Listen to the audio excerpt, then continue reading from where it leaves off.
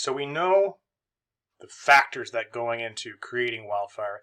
So what gets them started though? What sparks those wildfires? And then from there, fuel, topography, weather takes over. But what gets them started? So I kind of alluded to it in the previous video, but again, see if you can remember. What are the main causes of wildfires? There's actually two of them. Humans and lightning. Humans and lightning. Before we go on, though, let me give you another part of the super secret code. It is the number 6. One more time, the number 6. I'll give it to you.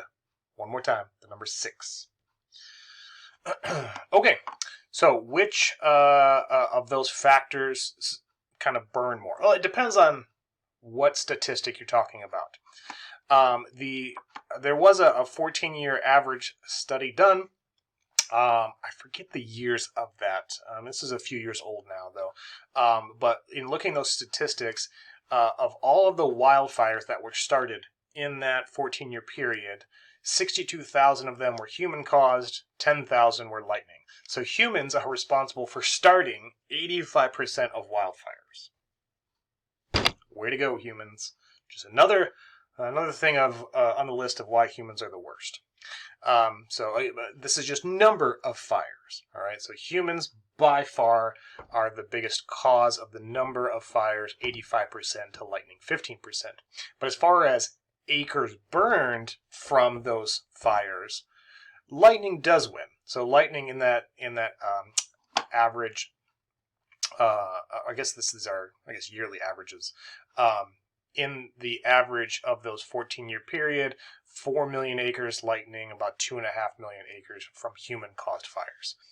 The reason for that is that typically a lightning-caused wildfire typically occurs out in the middle of nowhere, whereas human-caused wildfires are someplace nearer to society.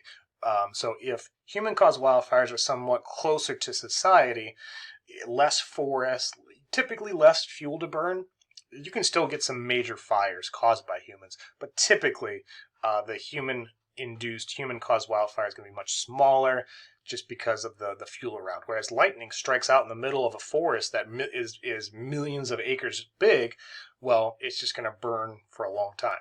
Also, firefighters, if it's not typically going to threaten humans, they're not typically going to put it out. If it is going to have some effect on humans, property, life, etc., then they typically try to manage those wildfires. But if it's, again, out in the middle of nowhere, most likely caused by lightning, they might just let it burn out to see what it does.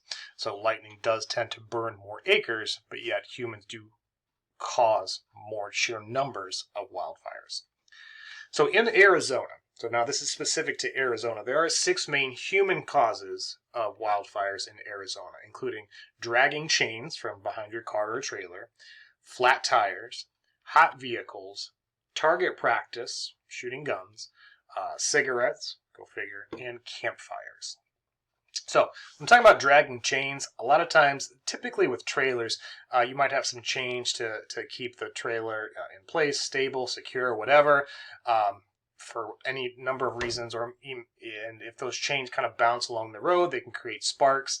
Those sparks can fly off to the side of the road if there's a little vegetation, spark a wildfire. All right, so create sparks. Flat tires, kind of the same thing. If you have a flat tire with an exposed rim, that can create sparks, cause a wildfire. All right, so don't do that. Hot vehicles. All right, let's say so you're driving your vehicle, you need to pull over off the side of the road for a flat tire, for emergency, for any number of reasons, whatever it may be. All right, you pull off the highway. Well, the hot engine or the exhaust below your car, if for some reason you pull off and you're kind of on the grassy area off the side of the road, if there is, well, that grass, if it comes in contact with things like your engine, your exhaust system, the transmission in the back of your car, the brakes of your tires, if grass, dry material touches any of that stuff, it's going to catch on fire. That stuff is really, really, really hot. Really hot. It doesn't have to be a flame to start a fire. Does that make sense? So yeah, so you be careful if you pull off the highway.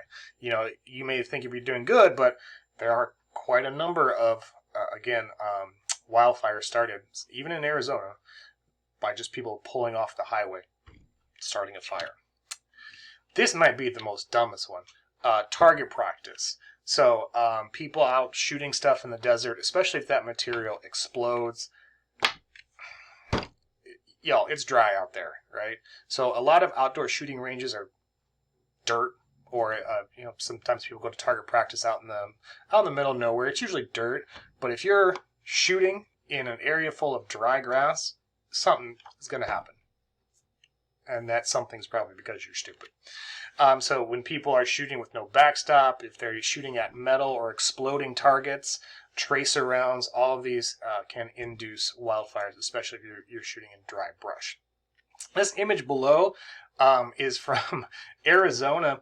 It was a genius idea. So I believe this happened in 2018, so a few years back now, 3 years back now almost.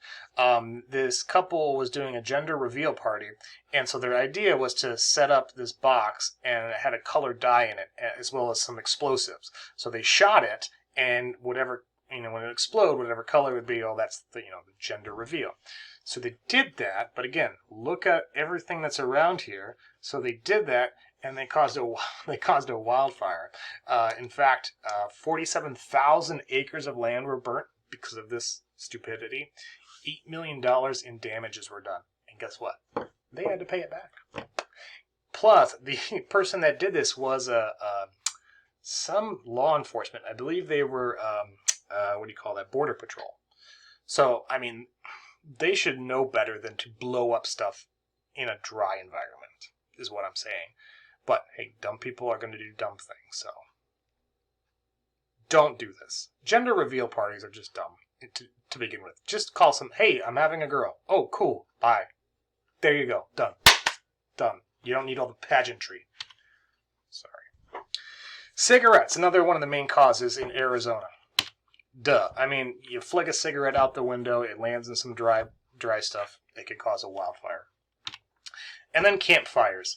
It doesn't necessarily have to be just an open flame. Sometimes we think we put them out, but in reality, we don't. We leave a campsite in the morning, we extinguish the flame, we think, but it's, underneath all of that stuff, there could still be simmering a little bit, and it could still have a lot of heat, which can reignite stuff and then somehow cause a wildfire. In fact, a campfire was the cause of Arizona's largest wildfire on record, an unattended campfire, and it was the Wallow Fire in 2011. A little bit more on this later.